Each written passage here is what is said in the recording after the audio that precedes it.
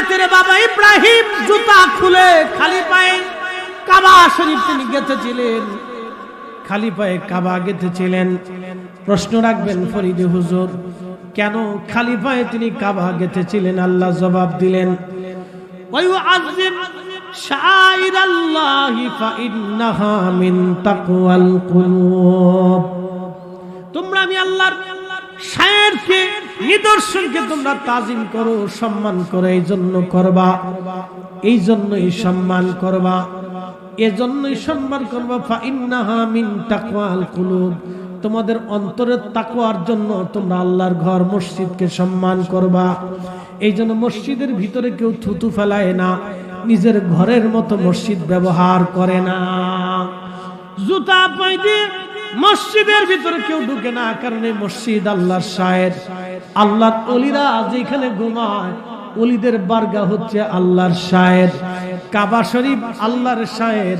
এই জন্য ইব্রাহিম জুতা খুলে এইখানে কাবা গেঁথেছেন। তুর পর্বত আল্লাহর শায়ের। তুর পর্বতে যখন মুসা আলাইহিস সালাম জুতা নিয়ে গেলেন, আমার আল্লাহ তখন হুকুম দিলেন, মুসারে পায়ের জুতা খুলো, কারণ এটা পবিত্র উপত্যকা। তুমি যেখানে আসছো এটা পবিত্র জায়গা, জুতা খুলে ফেলো। মুসা নবী জুতা খুলে ফেললেন। এই জন্য নবীজি বলেন, আমার উম্মতেরা রে, তোমরা গোরস্থানে যদি যাও জুতা খুলে গোরস্থানের ভিতরে ঢুকো, কারণ গোরস্থান মুসলমানদের পবিত্র জায়গা। মারহাবা কর। গোরস্থান কি মুসলমানদের পবিত্র জায়গা। জুতা খুলে যাও। বসির ইবনে খাসাসির হাদিস, সেই মুসলিম আছে, বিশুদ্ধ হাদিস। গোরস্থানে ঢুকলে জুতা খুলে ঢুকো। কবরের পাশে দাঁড়াইলে জুতা খুলে দাঁড়াও, কবর জিয়ারত করো। এই জন্য মাজার জিয়ারত করার সময় আমরা অধিক আদব দেখাই। এই আদব দেখানোটাকে অনেকেই বলে শিরিক, বেদাত, কিন্তু না, আমরা ওলিদেরকে সম্মান করি, কারণ ওলিরা আল্লাহর শায়ের। কি কথা কন না কেন, ঠিক কিনা? ওলিরা কার শায়ের? আল্লাহর শায়ের। আমার নবীর রওজা আল্লাহর শায়ের, মসজিদে নববী আল্লাহর শায়ের। রিয়াজুল জান্নাহ, রিয়াজুল জান্নাহ, রিয়াজুল জান্নাহ, যেইখানে আল্লাহর জান্নাতের বাগান, আল্লাহর শায়ের। বন্ধু খুব মনোযোগ দিয়ে কথাগুলি শুনবেন। আল্লাহর শায়ের। এই মক্কা হচ্ছে আল্লাহর শায়ের। হযরত ইব্রাহিম এবং ইসমাইল দুইজন এইখানে কাবা শরীফ গাঁথলেন। কাবা গাঁথার পরে আল্লাহ বলেন, ইব্রাহিম তুমি হজের জন্য আজান দাও। হজের জন্য কি দাও? আজান দাও। জাবাল আবু কুবাইস পাহাড়ে দাঁড়াইয়া হযরত ইব্রাহিম আলাইহিস সালাম হজের আজান দিলেন। ওই হজের জন্য একটা আজান ইব্রাহিম দিয়েছিলেন, আর কেউ দিতে পারে না, আর কোনোদিন হবে না। উনি একটা বার আজান দিবেন, আল্লাহকে বললেন, আল্লাহ আমি এইখানে দাঁড়ায় আজান দিলে আমার কই আওয়াজ কি পৃথিবীর মাশরিকে মাগরিবে শিমালে জুনুবে কি পৌঁছাবে? আল্লাহ বললেন, ইব্রাহিম তুমি আজান দাও। এই আওয়াজ পৌঁছানোর কাজ তোমার না, এই আওয়াজ পৌঁছানোর কাজ আমি আল্লাহর। এই জন্য আমরা দুরুদ পড়ি, নবীকে সালাম দেই। এই দুরুদ সালাম মদিনায় পৌঁছানোর কাজ আমাদের না, এই দুরুদ সালাম পৌঁছানোর কাজ আমার আল্লাহর। কি কথা বল না কেন? ছাত্রদের দস্তারবন্দি উপলক্ষে আজকের ওয়াজ দর মাহফিলের স্বনামধন্য সম্মানিত সভাপতি, বিশিষ্ট দানবীর হাজী জনাব গিয়াসউদ্দিন সাহেব, অত্র প্রতিষ্ঠানের সম্মানিত সভাপতি এবং বুলগেরিয়া প্রবাসী, আজকের যিনি আমার আগে অত্যন্ত চমৎকার করে তাকরীর করেছেন, সারা বাংলার আলোড়ন সৃষ্টিকারী বক্তা, মুজাহিদ আহলে সুন্নাত, আমার অত্যন্ত প্রিয় ভাজন ব্যক্তিত্ব, শ্রদ্ধাভাজন ভাই জনাব মৌলানা পীর মুফতি মনির ইসলাম চৌধুরী মুরাদ সাহেব, স্নানঘাট লতিফিয়া দরবার শরীফের সম্মানিত পীর সাহেব কেবলা, প্রখ্যাত মুফাসসির কোরআন মুফতি নিসার আহমদ সাহেব, হযরত মাওলানা আবুল বাশার সাহেব, এবং আপনাদের এই প্রতিষ্ঠানের যিনি পরিচালক, এই প্রতিষ্ঠানের যিনি প্রধান বিশিষ্ট ইসলামিক চিন্তাবিদ, বিশিষ্ট আলোচক, তরুণ বক্তা, নন্দিত মুফাসসির হযরত মাওলানা হাফিজ আমির হোসেন রায়পুরী সাহেব আজকের এই অনুষ্ঠানের সম্মানিত অতিথিবৃন্দ, এলাকার গণ্যমান্য ব্যক্তিবর্গ, রাজনৈতিক ব্যক্তিত্ব, সামাজিক ব্যক্তিত্ব এবং সম্মানিত মুরব্বী, কলিজার টুকরো যুবক, পর্দানিশীল আমার সম্মানিত মা বোনেরা, সকলকে মোবারকবাদ জানাই। শুকরিয়া করি সে রবের আসমানে যিনি বহু মানুষের ভিড়ে আপনাকে এবং আমাকে আকাশকে মেঘ মুক্ত রেখে আজকের মাহফিলে আসার এবং বসার সুযোগ করে দিলেন। সেই জন্য আল্লাহর আসমানে আমরা একসাথে শুকরিয়া আদায় করে বলি আলহামদুলিল্লাহ। আরো শুকরিয়া করি সেই রবের আসমানে যিনি শ্রেষ্ঠতম নবী, সর্বকালের সর্বশ্রেষ্ঠ মহামানব, ইমামুল মুরসালিন, রাহমাতুল লিল আলামিন, সাইয়্যিদুল কাউনাইন ওয়াস সাকালাইন, আল্লাহর সৃষ্টির শ্রেষ্ঠ পয়গম্বরের উম্মত হিসেবে আল্লাহ আপনাকে আমাকে পছন্দ করেছেন। এই জন্য আওয়াজ তোলে একসাথে আবারও বলি আলহামদুলিল্লাহ। মূলত সামনে হজ, লক্ষ লক্ষ হাজিরা আল্লাহর ঘরের দিকে রওনা হয়ে গেছে। লব্বাইক আল্লাহুম্মা লব্বাইক বলে তারা কাবার দিকে রওনা হয়ে গেছে। অনেক হাজী সাহেবরা কাবা শরীফ উপস্থিত হয়েছেন, অনেকেই মদিনাতুল মুনাওয়ারা শরীফে তারা উপস্থিত হয়েছেন।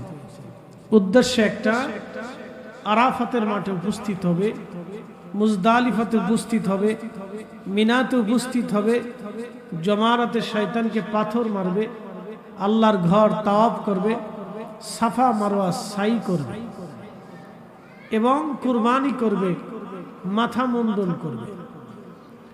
এই হজের আনুষ্ঠানিকতা ফরজ এবং ওয়াজিবগুলি আদায় করার জন্য এবং সুন্নত আদায় করার জন্য পৃথিবীর বিভিন্ন স্থান থেকে লক্ষ লক্ষ হাজী সাহেবরা আসতেছেন।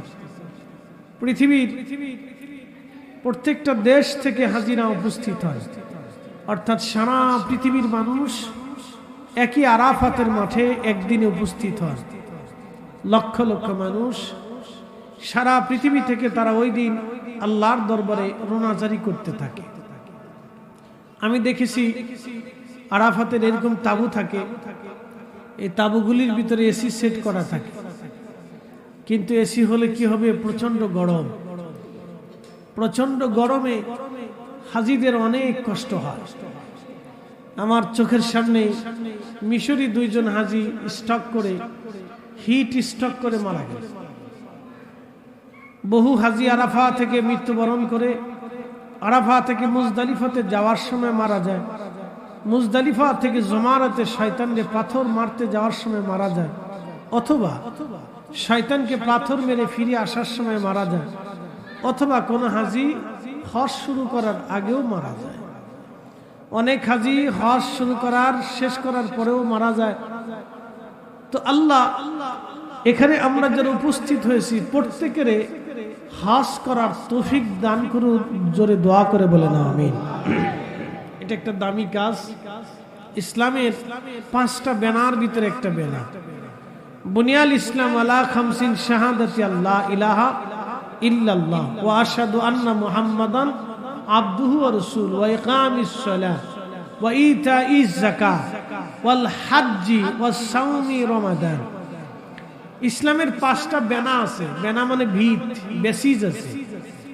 যেমন এই বিল্ডিংটা এই ফাউন্ডেশনের উপরে প্রতিষ্ঠিত আছে। বিল্ডিংটা যদি 5 তলা করা হয় তাহলে 5 তলার একটা ফাউন্ডেশন আছে। এর নিচে 5 তলা সমপরিমাণে শক্তি ধরে রাখার জন্য, ওজন ধরে রাখার জন্য নিচে কিছু শক্তি ব্যয় করতে হয়। তো ইসলামের 5টা শক্তি, 5টা মজবুত খুঁটির নাম, প্রথম হচ্ছে ঈমান। একসাথে বলেন, প্রথমের নাম কি? আরো জোরে বলেন, প্রথম নাম কি? লা ইলাহা ইল্লাল্লাহ মুহাম্মাদুর রাসূলুল্লাহ সাল্লাল্লাহু আলাইহি ওয়াসাল্লাম। বলেন ঈমানের অংশে কি আমার রাসূল বাদ গেছে? আমার রাসূল কিন্তু বাদ যায়নি। কিন্তু আমরা দুর্ভাগ্য, এই নবীর কথা বলতে যে আমরা কিছু মানুষের কাছে বেদাতি হয়ে গেছি।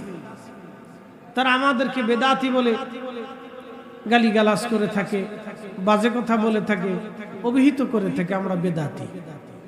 তো যাই হোক, তাদের দৃষ্টিতে আমরা বেদাতি হই আর সেদাতি হই, ও ছাতা আমাদের দেখার সময় নেই।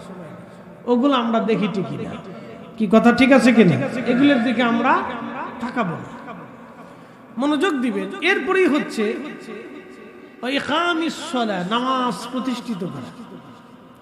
এই নামাজের জন্য মসজিদ বানানো হয়। পৃথিবীর সমস্ত প্রথম মসজিদ সমূহের প্রথম মসজিদের নাম হচ্ছে বাইতুল্লাহ। কি নাম? বাইতুল্লাহ। আল্লাহ কোরআনের এক আয়াতে এইভাবে উপস্থাপন করছেন, ইন্না আউওয়ালা বাইতিন উদিয়া লিন-নাসি লাল্লাযী বিবাক্কাতা মুবারাকান হুদাল লিল আলামিন।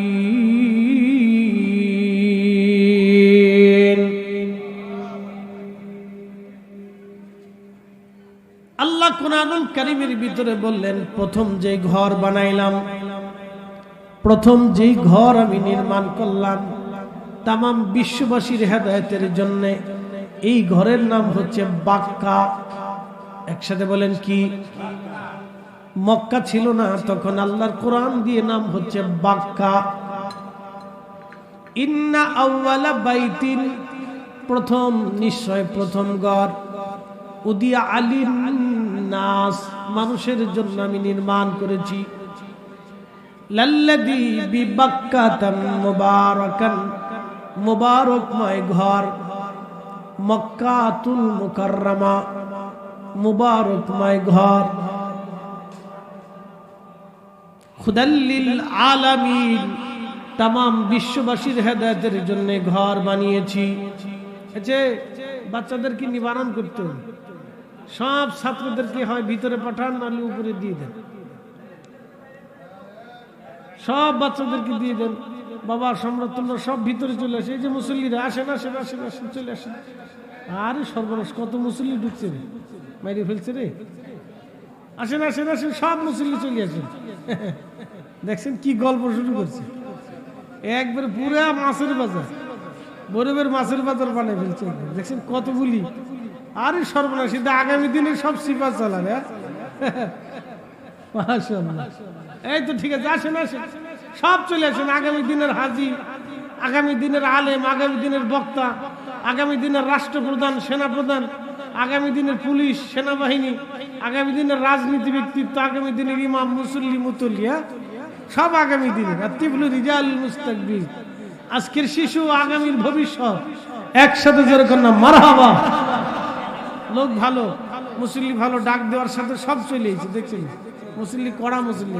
এই যাস না, বলেছ না, বলেছ না। তো খুব মনোযোগ দেন। প্রথম ঘর নির্মাণ করছি, এটা বাক্কা। একসাথে বলেন, ঘরের নাম কি? বাক্কা। এখন কি নাম হয়েছে? মক্কা। তো বাক্কা মক্কা হলো কেন, এটা আমাদের কাছে একটু বুঝতে হবে। রব্বুল আলামিন বললেন, প্রথম যে ঘর আমি নির্মাণ করলাম, এই ঘরের নাম বাক্কা। আল্লাহ ফেরেশতা দিয়ে এই বাক্কা নির্মাণ করেছিলেন। প্রথম আল্লাহ বাক্কা নির্মাণ করলেন, উদ্দেশ্য হলো হুদাল লিল আলামিন, তামাম জগতের মানুষের জন্য তিনি হেদায়েত করবেন। প্রথম ঘর আল্লাহ বানাইলেন বাইতুল্লাহ শরীফ, বাক্কা। এটাই প্রথম ঘর, এটাই প্রথম জমিন। এই জমিনের আগে কোনো জমিন সৃষ্টি হয় নাই, এই জন্য জমিনকে বলা হয় উম্মুল কুরা। উম্মুল কুরা, জমিনের মা, জমিনের মা উম্মুল কুরা। এই উম্মুল কুরা, জমিনের মা আল্লাহ প্রথম সৃষ্টি করলেন এই বাক্কা। যদি কোনোদিন মক্কাতে যান, যদি কাবা শরীফ আপনি দেখেন, তাহলে বুঝবেন এই কাবাটা হচ্ছে প্রথম জমিনের স্থান, এই কাবাটা হচ্ছে প্রথম ঘর, এই কাবা হচ্ছে প্রথম জমিন। এই জমিনের আগে আল্লাহর জমিনে কোনো জমিন ছিল না, এটাই প্রথম জমিন।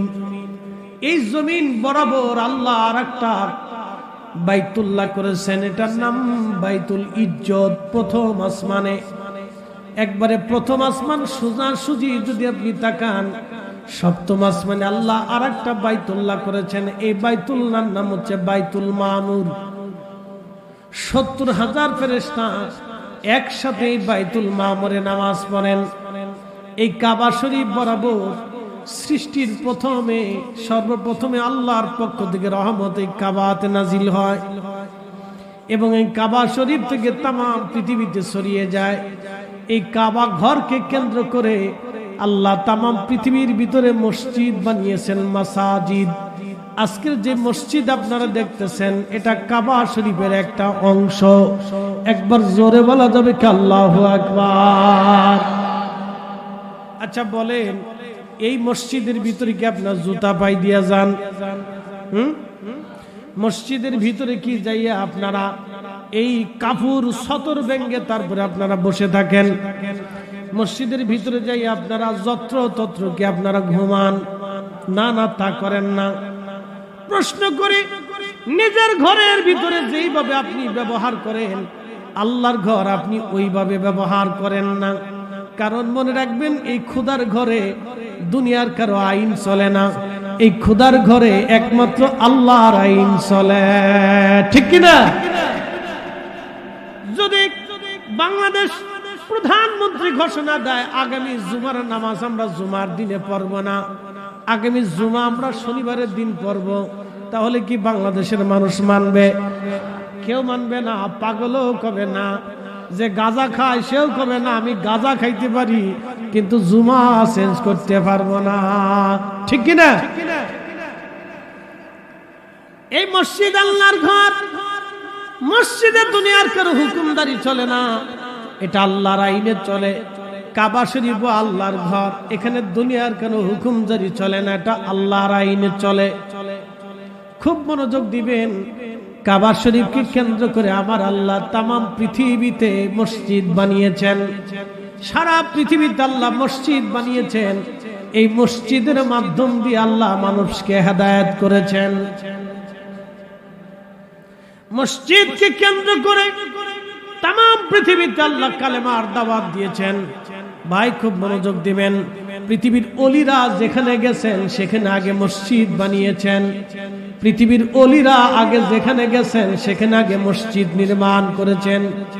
আমি গিয়েছি মালয়েশিয়ার মালাক্কা সাগরের ভিতরে ছোট্ট একটা দ্বীপ পুলাও বুসারের ভিতরে আল্লাহর একজন ওলি আছেন, শাইখুনা আল্লাহ ইমামুত তরিকত রাহনুমায়ে শরীয়ত হুজুর গাউসে পাক মহিউদ্দিন আব্দুল কাদের জিলানী আল হাসানী ওয়াল হুসাইনী, যিনি সরাসরি আমার নবীর বংশধর, হযরত ইমাম হাসান এবং হুসাইনের আওলাদ। তিনার একজন কলিজার টুকরা সন্তান আছে। এই সন্তানের নাম হচ্ছে হযরত ইসমাইল বুগদাদি আল হাসানী। কালেমার দাওয়াত দেওয়ার জন্য সুদূর ইরাকের বাগদাদ থেকে এই মহান আল্লাহর ওলি নামের আগে লেখা আছে ট্যাম্প অফ সুলতানুল আরিফিন, অর্থাৎ উনার নামের লকব হলো সুলতানুল আরিফিন, আরেবদের সুলতান, আরেবদের সুলতান। সুলতানুল আরিফিন শেখ ইসমাইল বুগদাদি আল হাসানী আল হুসাইনী রাহমাতুল্লাহ আলাইহির মাজার। ভাই ওইখানে যাওয়ার পরে 800 বছর আগে যে মসজিদ বানানো হয়েছে সে মসজিদে নামাজ পড়েছি। একসাথে বলবেন না মারহাবা। ওলিরা যেখানে গেছেন ওখানেই তারা মসজিদ নির্মাণ করেছেন। যেখানে গেছেন ওইখানে তারা আল্লাহর ঘর নির্মাণ করে ওই মসজিদকে কেন্দ্র করে তারা হেদায়েত চালু করেছেন। আমি রাজশাহীতে পদ্মা নদীর পরে একজন আল্লাহর ওলি ঘুমিয়ে আছেন, তার নাম হযরতে শাহ মাকদুম রহমাতুল্লাহ আলাইহি। নাম শুনেছেন? ওনার পুরা নাম সৈয়দ আব্দুল কুদ্দুস মাখদুম শাহ রহমাতুল্লাহ আলাইহি। ওনার পুরা নাম, কিন্তু উনি কে জানেননি।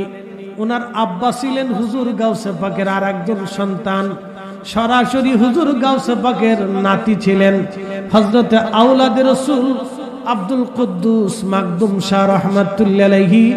রাজশাহীতে এসে বৌদ্ধদের সাথে জিহাদ করে ওই জমিনে কালেমার দাওয়াত দিয়ে ঘুমিয়ে আছেন। একবার জোরে বলা যাবে কি আল্লাহু আকবার? কষ্ট হইতেছে আপনাদের? জানার দরকার আছে না? এই বুঝে যান, আওলাদে রাসূলদের ইসলামের খেদমতের ছোট্ট দুইটা তুলনা উপমা দিলাম।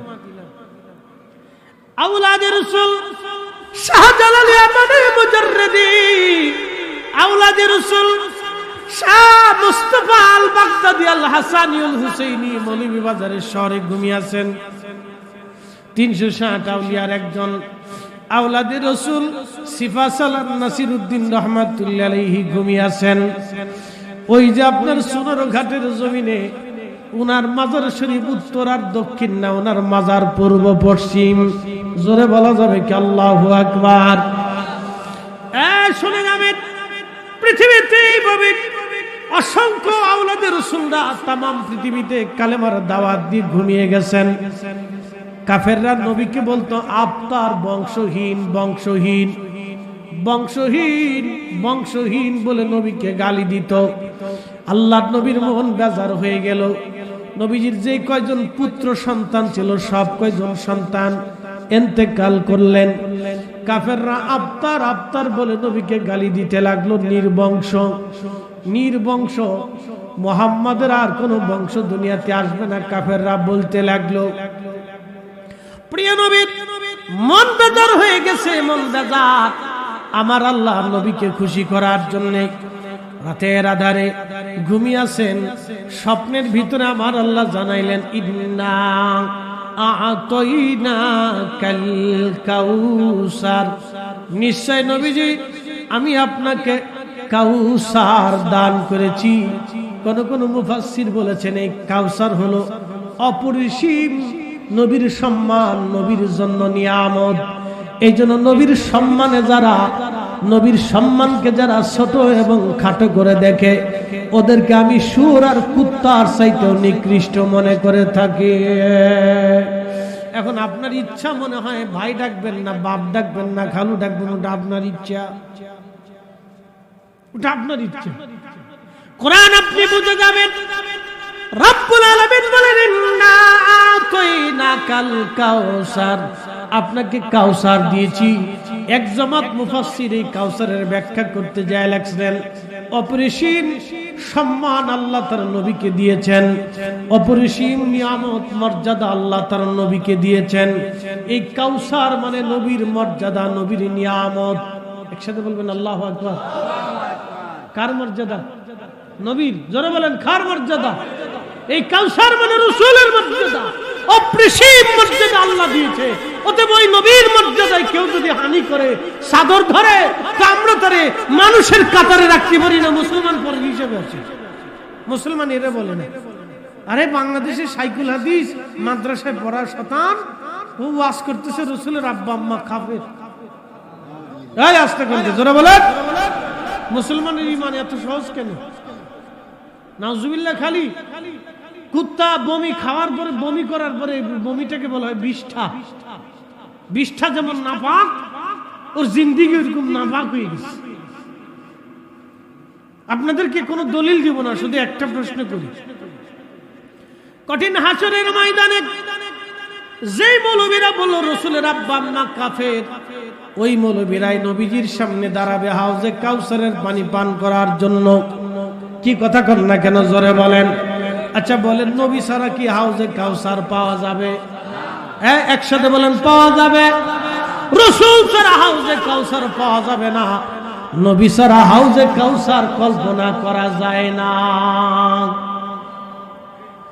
যেই মৌলবী বলল রাসূলের আব্বা আম্মা কাফের এবং জাহান্নামী, কিয়ামতের ময়দানে এই মৌলবী দাঁড়ায় যাবে হাউজে কাউসারের সামনে, নবীজির সামনে দাঁড়িয়ে যাবে। আল্লাহর নবী জিজ্ঞেস করবে, উম্মত, দুনিয়ার ভিতরে তুমি আমার আব্বা আম্মাকে জাহান্নামী মনে করতা, কাফের বলতা, আজকে তুমি তোমার বক্তব্য অনুযায়ী আমাকে বলতা আমি কাফেরের সন্তান। তার মানে তুমি আমার আব্বা আম্মারে কাফের বলার কারণে তোমার দৃষ্টিতে আমি কাফেরের সন্তান ছিলাম। এই কথা বললো, জোরে বলে। মৌলবী বলল রাসূলের আব্বা আম্মা কাফির, তাহলে তার দৃষ্টিতে নবী কি তাহলে কাফেরের সন্তান? এই কি আস্তে কোন কে জোরে বলেন, নবী কি কাফেরের সন্তান? নবী কি কাফেরের সন্তান? যেই মৌলবী রাসূলের আব্বা আম্মারে কাফের মনে করে, ওই মৌলবী খাওয়ানোর সাথে কুত্তা খাওয়ানো অনেক ভালো। এই আস্তে করে বলেন, জোরে বলেন, হাত উঁচা করে বলেন, হাত উঁচা করে বলেন, সাক্ষী দিয়ে বলেন, সাক্ষী দিয়ে বলেন। এজন্য কবি সুন্দর লিখেছিলেন, মাকালের ফল দেখতে ভালো, উপরে লাল নীল ভিতরে কালো। মাকালের ফল দেখতে ভালো, উপরে লাল নীল ভিতরে কালো। ওরে সারা জীবন এমনি গেল, ওরে সারা জীবন এমনি গেল দয়াল, খাইতে আমরা পারলাম না। যার ভিতরে নাই রাসূলের প্রেম, তার সাথে ভাব রাইখো না। ঠিক কি না ভাই? আমার খুব মনোযোগ দিবেন। নবী আমার ঘুমিয়েছেন, রব্বুল আলামিন স্বপ্নের ভিতরে আল্লাহ জানাইলেন, ইন্না আ'তাইনাকাল কাউসার। নবীজি, আমি আপনাকে হাউজে কাউসারের মালিকানা দিয়ে দিলাম। ওই কাউসার আপনার, ওই কাউসার আপনার। আর হাদিসের ভিতরে এসেছে, সাহাবীরা বলেন, হুজুর কাউসার কি? বলে কাউসার হলো বেহেশতের একটা নদী, জান্নাতু আদনিন তাজরি মিন তাহতিহাল আনহারু খালিদিনা ফিহা আবাদা।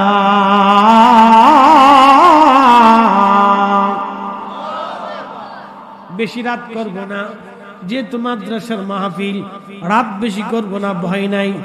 একটু সময় আমাকে দিবেন, 15 থেকে 20 মিনিট আমাকে সময় দিবেন। কথাগুলি শুনে যাবেন, চিরদিনের জন্য মনে রাখবেন, যাতে বেঈমান হয়ে কবরে না যাওয়া লাগে। কারণ ফরিদি সারা জীবন ওয়াজ করবে না। আমার আগে দুনিয়ার থেকে বহু বক্তা কবরে চলে গেছে, আমরাও কবরে চলে যাব। কিয়ামতের ময়দানে আল্লাহ আমাদেরকে দাঁড়া করাবেন। আমি রাসূলের শান কেন বলি শোনেন। আমি ওই যে লাইলাতুল বরাতের রাত্রিবেলা মাহফিলে যাচ্ছিলাম, মিরান শাহ তাতারী রহমাতুল্লাহর মাজারের পাশে ওই গ্রামের একটা মাহফিলে যাচ্ছি। বরাতের রাত, গত বরাতের রাত, নাসিরনগর থেকে টলারের ভিতরে উঠলাম। টলার উঠার পরে মাগরিবের আজান পড়লো। মাগরিবের আজান পড়ার পরে আমি ওই মাগরিবের নামাজ ওযু করলাম ফাওয়ারের পানি দিয়ে। মাগরিবের নামাজ নৌকার ভিতরে আদায় করার পরে একটু ক্লান্তি লাগলো, চিন্তা করলাম একটু ঘুমাই। মাগরিবের আজানের পরে নৌকার ভিতরে হাই একটা ব্যাগের উপরে মাথা দিয়ে ঘুমিয়েছিলাম। স্বপ্নের ভিতরে কে জানি একজন আমাকে এসে বলতেছে, তুমি বেশি বেশি করে আল্লাহ রাসূলের শান ওয়াজ করতে থাকো, বেশি বেশি করে নবীর শান গাইতে থাকো। একবার জোরে বলা যাবে কি আল্লাহু আকবার? জীবনে বহু স্বপ্ন দেখেছি, এই স্বপ্নটা আমার জীবনের এক উত্তম স্বপ্ন। কারণ শয়তান কোনোদিনও নবীর শান বলতে কাউকে বলে না। ঠিক কি না? স্বপ্নের ভিতরে মাগরিবের নামাজ পড়ে বরাতের রাত শুরু হয়ে গেল। মাগরিবের নামাজ পড়ে আমি নফল পড়ে দোয়া করে শুয়ে পড়ছি। ওই নৌকার ভিতরে স্বপ্নের ঘরে আমাকে কে জানি বলে যাচ্ছে, বেশি বেশি করে নবীজির শান গাইতে থাকো, তুমি বেশি বেশি করে রাসূলের শান গাইতে থাকো। বন্ধু, এই জন্য আমি কোন মাহফিলে, কোন বক্তব্যে আমি নবীর শান ছাড়া কোনো ওয়াজ শেষ করি না। আমি যেখানেই যাব, পৃথিবীর যেখানে যাব, আমার আদত হচ্ছে আমি ওয়াজের ফাঁকে আমার রাসূলের শান আমি বর্ণনা করি। কারণ নবীর শান না বললে আমার অন্তরে মজা লাগে না, আর যারা শুনে তাদেরও অন্তরও ভালো লাগে না। ঠিক কি না? মনোযোগ দিবেন। আল্লাহর নবী সাহাবীদেরকে বলে, সাহাবীরা রে, এই কাউসার হচ্ছে জান্নাতের একটা নদী, যেই নদীতে পানির নহর থাকবে, শরবতের নহর হবে, মধুর নহর হবে, দুধের নহর হবে। আর পানিটা দুধের থেকে সাদা হবে, মধুর থেকে মিষ্টি হবে, বরফ থেকে ঠান্ডা হবে। আমি জান্নাতে গিয়েছিলাম মেরাজের রাত্রে, সাহাবীরা রে আমি ওই নদীর পাশে আল্লাহ আমাকে নিয়ে গেলেন। নদীর নিষ্ঠা স্বর্ণ, নদীর নিষ্ঠা মণি মুক্তা দিয়ে জহরত দিয়ে গাথা আছে। নদীর দুই পার স্বর্ণ দিয়ে নির্মাণ করা আছে। নদীর পানিগুলি যারা পান করবে ওই পান পাত্রগুলি চমৎকার সুন্দর সুন্দর জহরত দিয়ে বানানো আছে। দামি দামি বেহেশতি জহরত দিয়ে ওই পান পাত্র পেয়ালাগুলি বানানো আছে। পেয়ালা পেয়ালা, যে পেয়ালা দিয়ে ওই নদীর পানি পান করবেন। আল্লাহ নবী বললেন, সাহাবীরা রে ওই নদীর পানি আল্লাহ আমাকে দান করেছেন। তার মানে কি বুঝলেন? জান্নাতে গেলেও নবী লাগবে, কারণ ওই জান্নাতের কাউসারের পানি আল্লাহ নবীর মালিকানায় দিয়ে রাখছে। জোরে বলবেন আল্লাহু আকবার। না হয় আরো জোরে বুঝাইতেছি, আরো জোরে বলেন, জোরে। সাক্ষী দিতে আমি সাক্ষী ছাড়া মুসলমান বিশ্বাস করি না। হ্যাঁ জোরে জোরে জোরে জোরে জোরে। জান্নাত কতদিন থাকবে? আবাদুন আবাদা, চিরস্থায়ী। আল্লাহ বললেন জান্নাতু আদনিন তাজরি মিন তাহতিহাল আনহার খালিদিনা ফিহা আবাদা।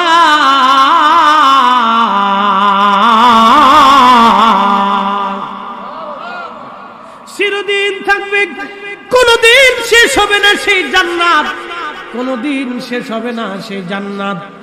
ওই নদীও থাকবে চিরদিন।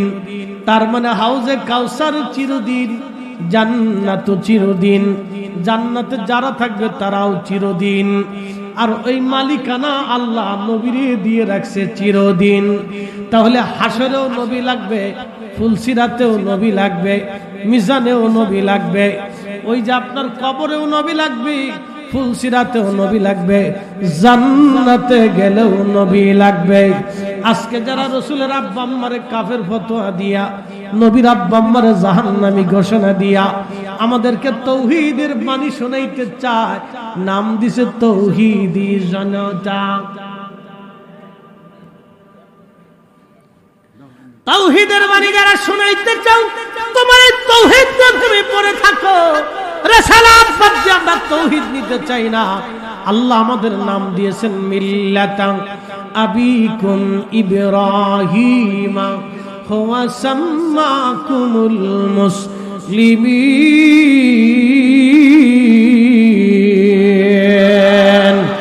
একসাথে বলেন মুসলিম জনতা। জোরে বলেন মুসলিম, আরো জোরে বলেন মুসলিম। একসাথে বলেন মুসলিম জনতা। জোরে বলেন আমরা কি জনতা? জোরে বলেন কি জনতা? কে নাম দিছে? কোথায় দিছে? কোরআনে দিছে। তো কোরআনের বাইরে আমরা আর যাওয়ার দরকার নেই। খুব মনোযোগ দিবেন মুসলিম জনতা, সুন্নি ভাইরা, ভালো করে শুনে যাবেন।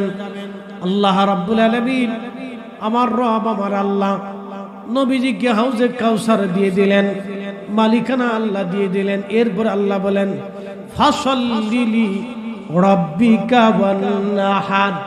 নবীজি নামাজ পড়েন আর আপনি কুরবানি করেন, নামাজ পড়েন আর কুরবানি করেন। এখানে একটা রহস্য আছে। বলে হুজুর রহস্য কি?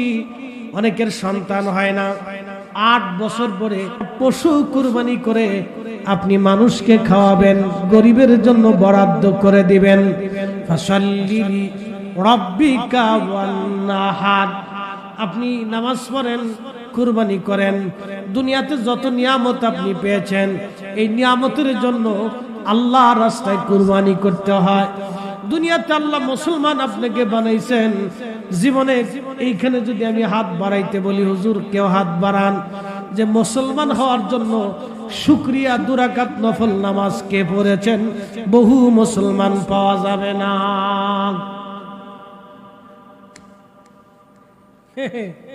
বহু মুসলমান পাওয়া যাবে না। যে আল্লাহ আপনাকে সুন্নি বানিয়েছেন, আখিরি নবীর উম্মত বানিয়েছেন, সেরা নবীর শ্রেষ্ঠ উম্মত বানিয়েছেন, মুসলিম বানিয়েছেন, আপনাকে আল্লাহ ইমানের দৌলত দিয়েছেন, আপনি আজও পর্যন্ত 2 রাকাত নফল নামাজ পড়ে সিজদা দিয়ে বলেন, রব্বি আপনি মুসলমান বানাইছেন, আমি 2 রাকাত পড়ে আপনার সিজদা দিয়ে শুকরিয়া আদায় করলাম। আল্লাহ আপনি মুসলিম বানিয়েছেন, এই খাসিটা কুরবানি করে আপনার রাস্তায় বিলি করে এতিম দুস্থ গরিবদেরকে খাওয়াই দিলাম। ফাসাল্লিলি রাব্বিকা ওয়ানহার। এই জন্য নিয়ামত পাইলে নামাজ পড়তে হয়, কুরবানি করতে হয়। মনে রেখেন, আয়াতের তাফসীর আপনি অনেক জায়গায় পাবেন না, এটা খুব ইম্পর্টেন্ট গুরুত্বপূর্ণ কথা আল্লাহর কোরআনে। কারণ আল্লাহ বলেন, হাবিব আপনাকে নিয়ামত দিছি, শ্রেষ্ঠ নিয়ামত যা কাউকে দেইনি, কোনোদিন দেব না, কেউ পাই নাই, কেউ পাবে না, আপনি পাইছেন। ইয়া রাসূলুল্লাহ আপনি নামাজ পড়েন আর আপনি কুরবানি দেন। জোরে জোরে জোরে কর। তাহলে আমাদের হুকুম কি? আমরা নিয়ামত পাওয়ার পরে নামাজ পড়তে হবে, কুরবানি দিতে হবে। প্রিয় উপস্থিতি হাজির, খুবই মনোযোগের সাথে কথাগুলি শুনবেন। এই চ্যাপ্টার এখানে শেষ, আর আমি বাড়াবো না, সামনের দিকে চলে যায়। যে এখানে ওয়াজ রাখছিলাম কাবা শরীফের কথা বলতে বলতে আমার নবীর শানের কথায় আমি চলে গেলাম। নবীর শান যদি সারা জীবন গাইতে থাকি কোনোদিন শেষ হবে না। আরো সামনে আসতেছে বাক্কা, আল্লাহ প্রথম যে ঘর বানাইলেন বাক্কা। এরপরে নূহ আলাইহিস সালামের মহাপ্লাবন আসলো। এই মহাপ্লাবন আসার পরে এই মহাপ্লাবনে বাক্কা ঘর নষ্ট হয়ে গেল। মহাপ্লাবনে এই ঘরটা নষ্ট হয়ে গেল। ফেরেশতারা যেটা প্রথম বানিয়েছিলেন এটার অস্তিত্ব হারিয়ে গেল মহাপ্লাবনের সময়।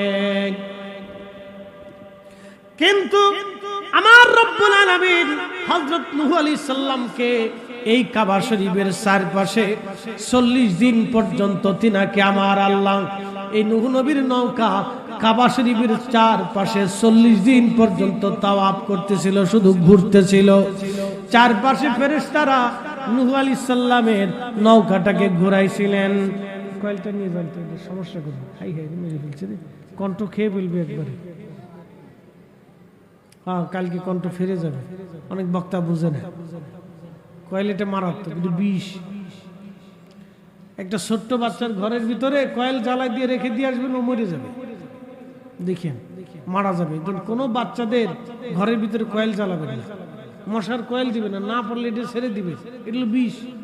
বুঝেন, একটা জন্তু, একটা মশা মরে যায়। নমরুদের আমলে আল্লাহ মশা পাঠাইছিল, এই মশা আর আল্লাহ আসমানে নেই নেই, এটা দুনিয়াতে রাইখে দিছে। আমি রাইখে দিলাম, আমার বান্দাদের মাঝে মধ্যে কামড়াইব।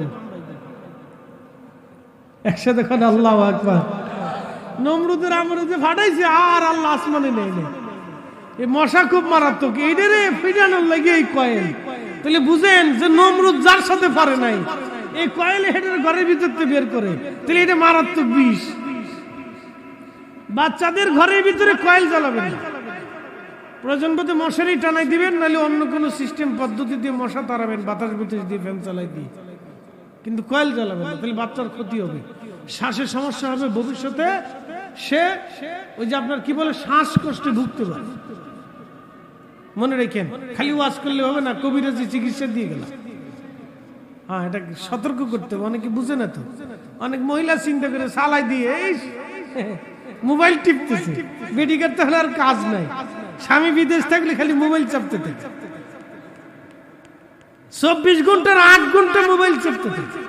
মোবাইল সেফ হিসেবে বাংলাদেশে অধিক মানুষ সাইকোলজিক্যাল প্রবলেম হয়ে গেছে।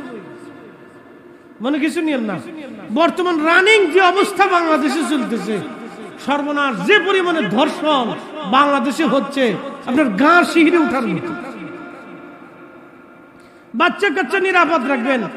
মানুষ চিনা বড় মুশকিল, কোনটা মানুষ, কোনটা পশু, কোনটা শুয়োর কুত্তা আপনি চিনতে পারবেন না। কি কথা বলেন, জোরে বলেন। চিনা বড় মুশকিল, প্রচুর পরিমাণে ধর্ষণ বাড়ছে। বাপের সামনে থেকে মেয়েরে তুলে নিয়ে চলে যাচ্ছে, কি অবস্থা দেশে, মগের মূল্য হয়ে গেছে দেশটা। খুন খারাপি বাড়ছে। কালকে দেখলাম বড় ভাই ছোট ভাইরে খুন করতেছে ইটালিতে। হ্যাঁ, বড় ভাই ছোট ভাইরে খুন করে ফেলছে, বাপ ফুলারে খুন করতেছে, মা ছেলেরে খুন করে ফেলতেছে। কয়দিন আগে দেখলাম ছেলে গাঁজা খা, গাঁজার টাকা দেয় নাই, বৃদ্ধ বাবা মারে খুন করে নিজের ঘরের ভিতরে কাফন মানে দাফন দিয়ে রাখছে। এই অবস্থা করছে, এই অবস্থা বাংলাদেশে চলতেছে। আর যারা গাঁজা বিক্রি করে, বাবা ফেন্সি বিক্রি করে, ওরা তো বলে লাভ নাই, এটা মানে কুত্তায় বেছে নাকি কর, হ্যাঁ কুত্তায় বেছেনি তো মানুষই তো বেছে। ও মানুষ কারা? ও কিসের মানুষ বলেন আপনি? যারা গাঁজা বেছে, ইয়াবা বিক্রি করে ওই টাকা দিয়ে সে সন্তানের জন্য কাপড় কিনে দেয়। গাঁজা ইয়াবা বাবা বিক্রি করে। আজকে যশোরে আসার সময় দেখলাম মাদক এক দাড়িওয়ালা, বাপরে বাপ কত বড় দাড়ি, মাথায় কি সুন্দর টুপি, দেখলে মনে হবে একবারে আপনার কি বলে বুজুর্গ আলাইহিস সালাতু ওয়াস সালাম। ইয়াবার ব্যবসা করে, বুঝতে পারছেন? দেখলে বিশ্বাস করার কথা নয় যে এই লোক এই মাদকের ব্যবসা করে। আর বুরকা সুরকা তো এখন এরকম মারাত্মক হয়ে গেছে। হ্যাঁ, বুরকা এখন সুরকা হয়ে গেছে, খুব ভয়াবহ অবস্থা। এখন বুরকা ইউজ করিয়া, টুপি ইউজ করিয়া, জুব্বা ইউজ করিয়া আজকে টুপি জুব্বার ইজ্জত মান সম্মান শেষ করে বুঝতেছে। চোরের গোষ্ঠী, চোরের দল, ডাকাতির দল এই কাজ করতেছে। খুব মনোযোগ দিবেন, এই জন্য অবস্থা কিন্তু খুব ভয়াবহ। সাইকোলজিক্যাল প্রবলেম মানুষের বেশি, মনস্তাত্ত্বিক সমস্যা। একদিক দিয়ে অভাব, অন্য দিক দিয়ে অনটন, অন্য দিক দিয়ে সমস্যা, সামাজিক প্রবলেম, রাষ্ট্রীয় সমস্যা তো যাই না। এরপরে প্রাকৃতিক দুর্যোগ, এরপরে বিশ্বের যুদ্ধ। যুদ্ধ হয় ইরানে, তেলের দাম বাড়ে বাংলাদেশে। কি দেশ আমরা রে, চিন্তা করেন। এমন সিন্ডিকেটের তালের ভিতরে সরকারও করে গেছে যে বেরোইতে পারতেছে না। এত সিন্ডিকেট যে রাষ্ট্র পর্যন্ত ব্যর্থ হয়ে যাওয়ার কাজ হয়ে গেছে। দাম বেড়ে গেছে, এখন তেল পাওয়া যাচ্ছে।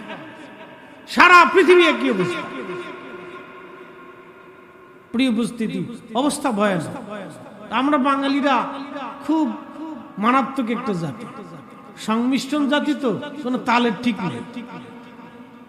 এই জন্য এই মোবাইল আপনাকে অনেক ক্ষতি করতেছে, সাইকোলজিক্যাল প্রবলেম বাড়তেছে মানুষের। এই জন্য এগুলি থেকে বাচ্চা কাচ্চারা দূরে থাকবেন।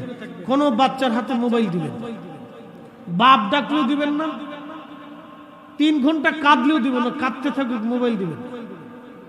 ও কাঁদুক, অসুবিধা নেই, কেঁদে হয়রান হয়ে যায়, মোবাইল দিবেন। দিবেন তো মারা যাবে, খুব তাড়াতাড়ি শেষ হয়ে যাবে, ওর সাইকোলজিক্যাল প্রবলেম হয়ে দাঁড়াবে। আমার এক মুসল্লি একদিন এসে বলতেছে, হুজুর দোয়া করেন। বলে কি দোয়া করবো? বলে আমার ছেলেটা পাগল হয়ে গেছে। আল্লাহর কসম, এই মাহফিল কি আমার জুমান মুসল্লি ঢাকাতে। বললাম পাগল কেমনে হলো, বয়স কত? বলে 6-7 বছর। 6-7 বছর একটা বাচ্চা পাগল হয়ে গেল, কি হয়েছে, সমস্যা কি? হুজুর মোবাইল টিপতে টিপতে। আমি বললাম তাহলে আপনার জন্য দোয়া করা যাবে না। কি দোয়া করবো? আপনি নিজের সন্তানদের নিজে পাগল বানাইয়া কোন মুর্শিদে দোয়া করার জন্য? এটা কথা? একটা মা কত বড় অপদার্থ, কত বড় অপদার্থ একটা বেটি নিজের হাতে নিজের সন্তানকে হত্যা করে দিয়েছে।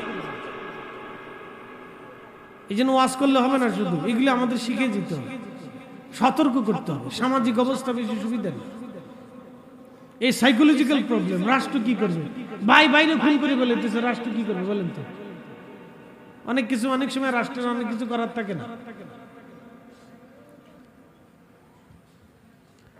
এই জন্য আমাদেরকে খুব সচেতন হতে হবে। এখনই আমাদের সন্তানদেরকে সুশিক্ষায় শিক্ষিত করতে হবে। সন্তান কাঁদুক, অসুবিধা নেই, কেঁদে কেঁদে হয়রান হয়ে যাক, তাও সমস্যা নেই। মোবাইল টোবাইল দিবেন, ওরা খেলনা দিয়ে দেন, খেলা দিয়ে দিবেন, ফুটবল দিবেন, ক্রিকেট দিবেন, র্যাকেট দিবেন, আরো আনুষঙ্গিক যত খেলাধুলা আছে সব দেন, ও খেলতে থাকুক, অসুবিধা নেই। 1 ঘন্টার জায়গায় 4 ঘন্টা খেলুক, তাও সমস্যা নেই। কিন্তু 1 ঘন্টার জায়গায় 10 মিনিটের জায়গায় যদি আরো 10 মিনিট মোবাইল চিপতে দেন তো শেষ। মনে রেখেন, 1 ঘন্টার জায়গায় যদি 4 ঘন্টাও খেলে তাও সমস্যা নেই, ও বাচ্চা সুস্থ থাকবে।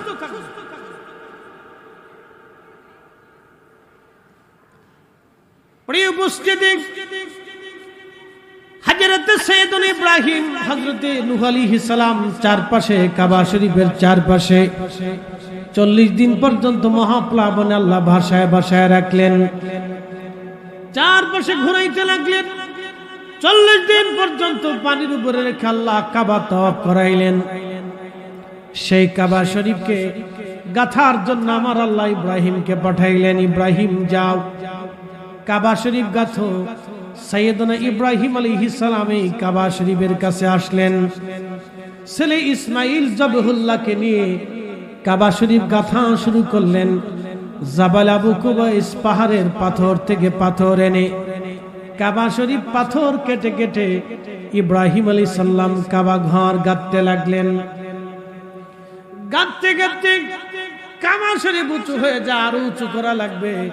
ইব্রাহিম আলাইহিস সালাম সে হাজরে আসওয়াদ, দুঃখিত সেই মাকাম ইব্রাহিমের পাথর, যারা হজে গেছেন কাবা শরীফের পাশে একটা পাথর আছে, এই পাথরে হযরত ইব্রাহিম আলাইহিস সালামের পায়ের ছাপ আছে।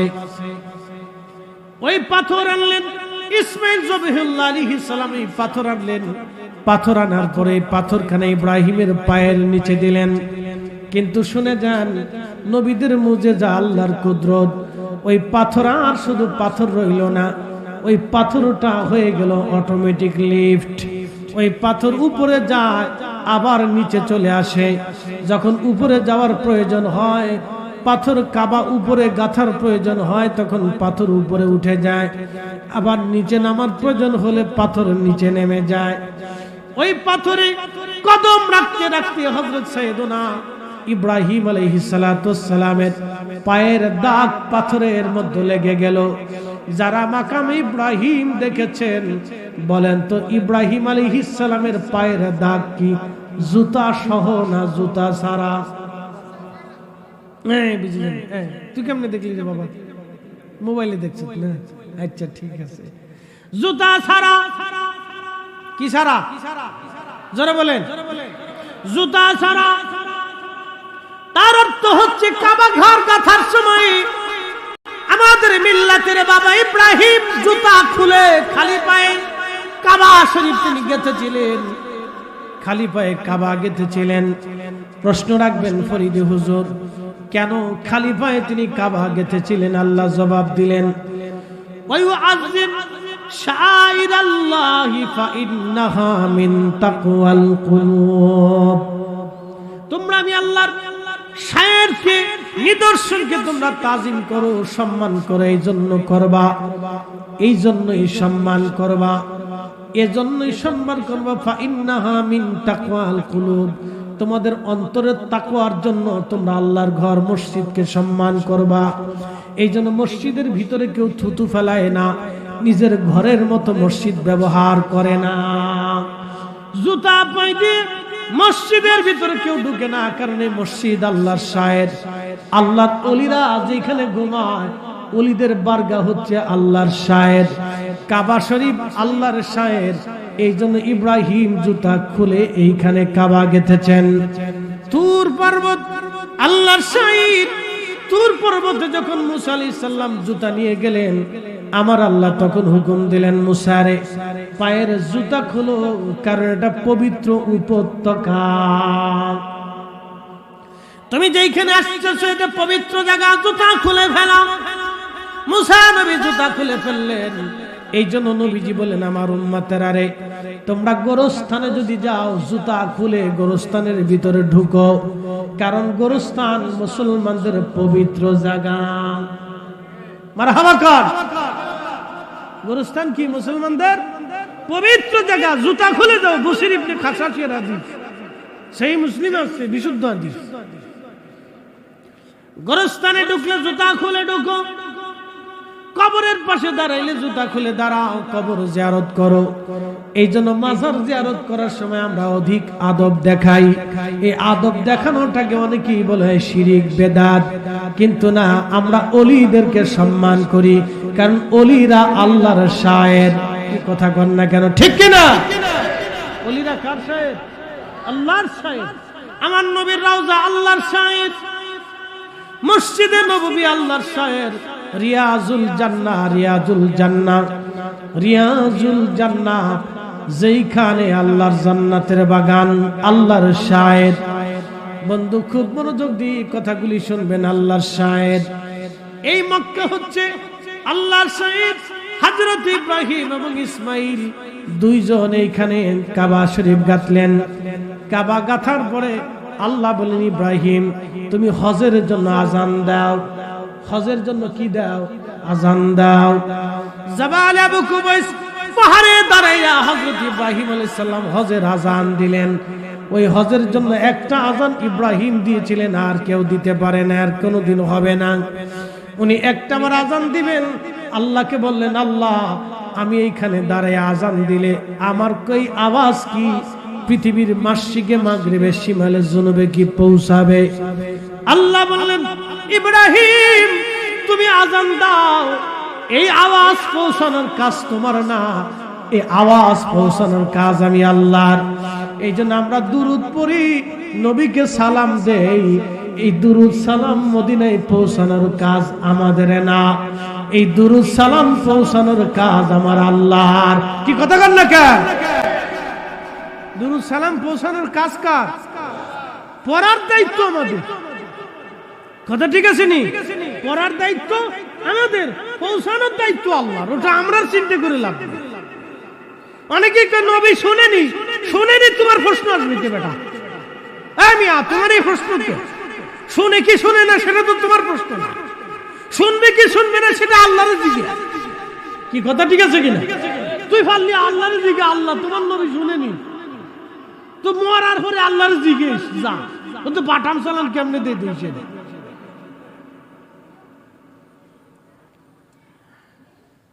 ভৈরববাসী ভালো করে শুনে যাবেন। হাজিরিন, হযরত ইব্রাহিম খলিলুল্লাহ দাঁড়াইয়া হজের আজান দিলেন। আমার আল্লাহ আজানের শব্দগুলি গ্রহে উপগ্রহে পাহাড়ে পর্বতে মাশরিকে মাগরিবে শিমালে জুনুবে এমনকি রুহের জগৎ পর্যন্ত আল্লাহ পৌঁছাই দিলেন। রুহের জগতে ওই দিন আমরা সবাই রুহের জগতে ছিলাম। কি কথা কন না কেন? ইব্রাহিম আলাইহিস সালামের জমানায় কি আমরা ছিলাম?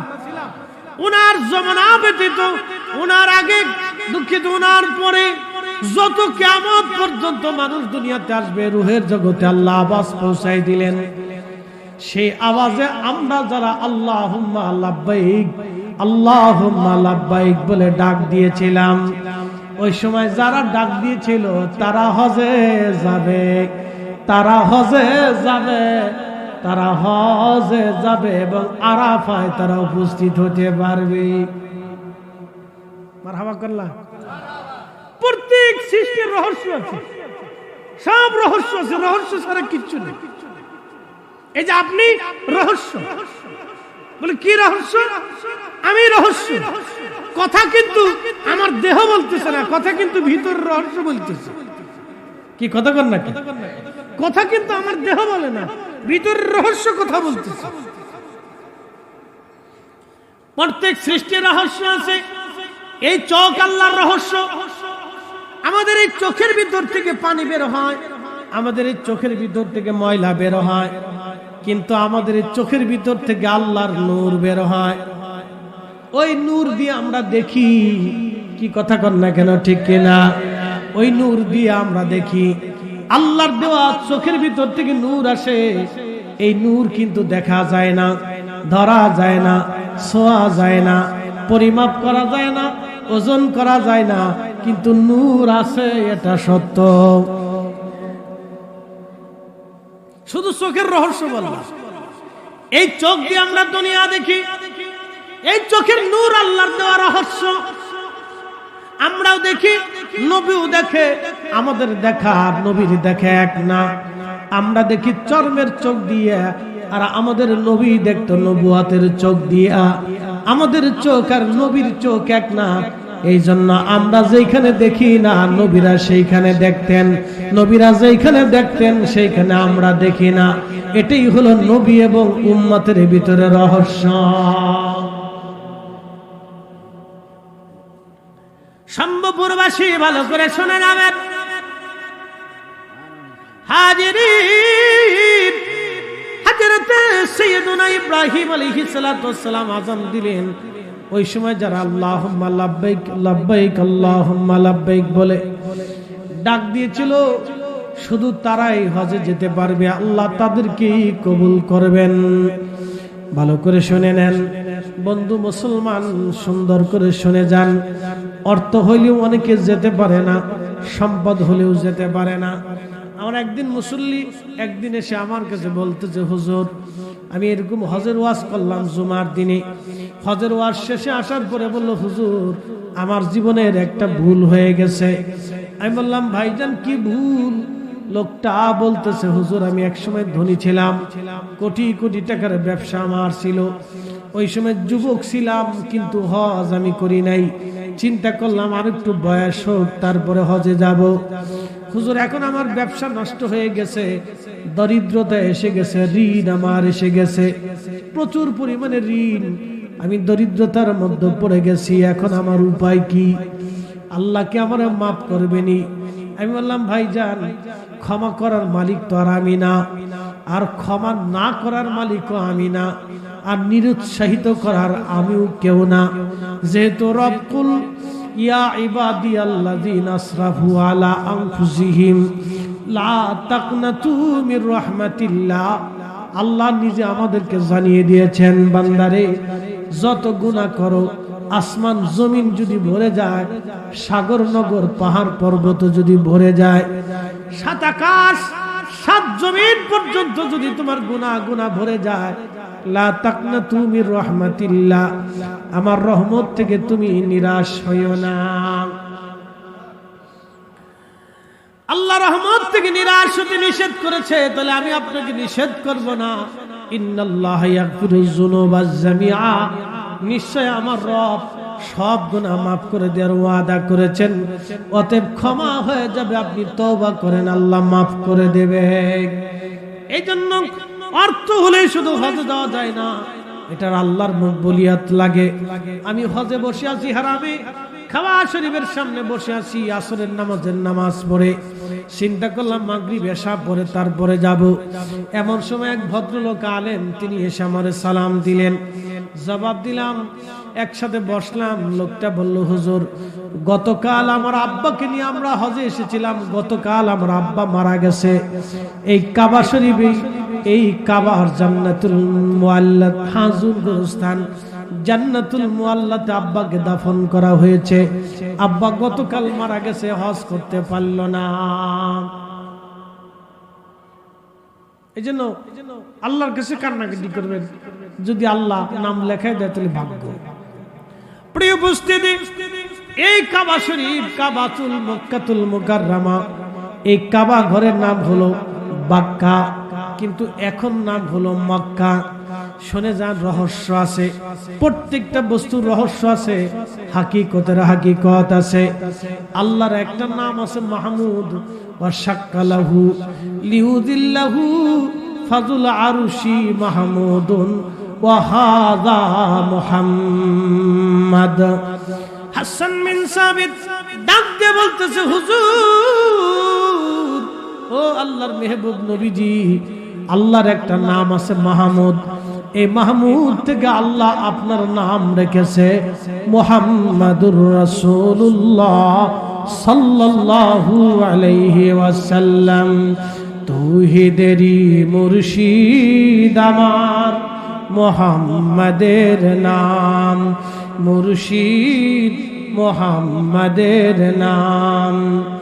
ওই নাম জপলেই বুঝতেই পারি, ওই নাম জপলেই বুঝতেই পারি, খুদারি কালাম মুর্শিদ মুহাম্মাদের নাম। সম্ভবপুরবাসী মনোযোগ দেবেন, আল্লাহর একটা নাম মাহমুদ, মাহমুদ শব্দ থেকে আল্লাহর নবীজির নাম রাখলেন মোহাম্মদ। খুব মনোযোগ দেন, নাম কার? আল্লাহর। আল্লাহর নাম থেকে নবীর নাম রাখছে কে? আমরা না আল্লাহ। একসাথে বলেন কে? যার নাম থেকে যার নাম রাখলেন, বুঝে যান তিনি দামি, তিনি মর্যাদাওয়ালা, তিনি সুপারিশ করনেওয়ালা, কঠিন নিদানের তিনি সাথী। এই জন্য কাজী নজরুল কবিতার ছন্দে লিখে দিয়ে গেছেন, আমি যদি আরব হতাম, আমি যদি আরব হতাম, মদিনারি পথ সেই পথ দিয়ে হেঁটে যাইতেন নূর নবী হাজরাত, নূর নবী হাজরাত। সাইয়েদুনা ইব্রাহিম আলাইহিস সালামের গাথা কাবা, নাম হয়ে গেল মক্কা, কিন্তু আমার আল্লাহ তার নবীর নাম রাখলেন মুহাম্মদ। মাহমুদ শব্দ থেকে নাম, আল্লাহর নাম থেকে নবীজির নাম রাখা হলো।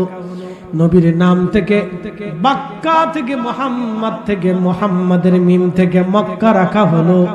একবার জোরে বলা যাবে কি মারহাবা। মক্কা হলো মক্কা, মুহাম্মদুর রাসূলুল্লাহ সাল্লাল্লাহু আলাইহি সাল্লাম নবীর নামের মিম থেকে মক্কা লাগানো হলো। মক্কা মক্কা মক্কা মক্কা মক্কা মক্কা। এই জন্য আল্লাহ কোরআনে বললেন লা উকসিমু বিহাদাল বালাদি ওয়া আনতা হিল্লুম বিহাদাল বালাদ। হুজুর এই শহরের কসম করতেছি, কসম এই শহরের, কসম এই মক্কার, কসম এই মক্কার, কসম এই মক্কা নগরীর, কারণ বিহাদাল বালাদ ওয়া আনতা হিল্লুম বিহাদাল বালাদ। আপনি এই শহরে বেলাদত দিয়েছেন, আপনাকে শহরে পাঠিয়েছি, জন্মগ্রহণ করিয়েছি, এই জন্য আমি শহরের কসম করলাম। তাহলে বুঝতে পারতেছেন আমার নবীর কারণে মক্কার দাম বাড়ছে, মক্কার কারণে মুহাম্মাদের দাম বাড়ে নাই, মুহাম্মাদের কারণে মক্কার দাম বাড়ছে। একবার জোরে বলা যাবে কি ইয়া রাসূলুল্লাহ। শ্রেষ্ঠ নবী দিলাম ওরে করিয়ে নিতে রোজা হাসরে, শ্রেষ্ঠ নবী দিলাম ওরে করিয়ে নিতে রোজা হাসরে, পথ না ভুলি তাই তো দিলে পাক কুরআনের বাণী, খুদা তোমার মেঘের বাণী। সুন্দর ফুল সুন্দর ফল মিঠা নদীর পানি, খুদা তোমার মেঘের বাণী। এ মুসলমান খুব মনোযোগ দেবেন, তাহলে রাসূলের শান আপনারা বুঝলেন, কত শানওয়ালা কত মানওয়ালা। কিন্তু আফসোস মক্কা ঘরে মুসলমান চুমা লাগাইলো, মক্কা ঘর ধরে মুসলমান কান্নাকাটি করলো, দোয়া করলো। হাজরে আসওয়াদ চুমা দেওয়ার জন্য মনে হয় বিশ্বযুদ্ধ লাগছে। হাজরে আসওয়াদ চুমা দেওয়ার জন্য মুসলমান পাড়াপাড়ি গুতাগুতি ধাক্কা ধাক্কি করে, কে কার আগে হাজরে আসওয়াদের চুমা দিবে। আচ্ছা বলেন তো, হাজরে আসওয়াদ তো একটা পাথর, একটা পাথর তার মূল্য কি আছে? একটা পাথরের 4 পয়সা মূল্য নাই, কিন্তু হাজরে আসওয়াদের দাম কেন বাড়লো জানলেননি? আমার নবী ওই পাথরের চুমা দিয়েছেন বিদায় কোটি কোটি মুসলমান ওই পাথরের চুমা লাগায়, ঠিক কিনা? আমার নবী কাবা শরীফ ধরে দোয়া করছেন বিদায় মুসলমানরা কাবা ঘর ধরে দোয়া করে। আমার নবী মাকামে ইব্রাহিমে নামাজ পড়ে দোয়া করছেন বিদায় মুসলমানরা মাকামে ইব্রাহিমে দোয়া করে। কথা ঠিক আছে কিনা ভালো করে শুনে যাবেন। এই জন্য মক্কা মক্কা হয়েছে নবীর কারণে, মক্কা মক্কা হয়েছে নবীর কারণে। মক্কা কিবলা ছিল না, কিবলা ছিল আমাদের বাইতুল আকসা। মদিনাতে চলে যাবেন।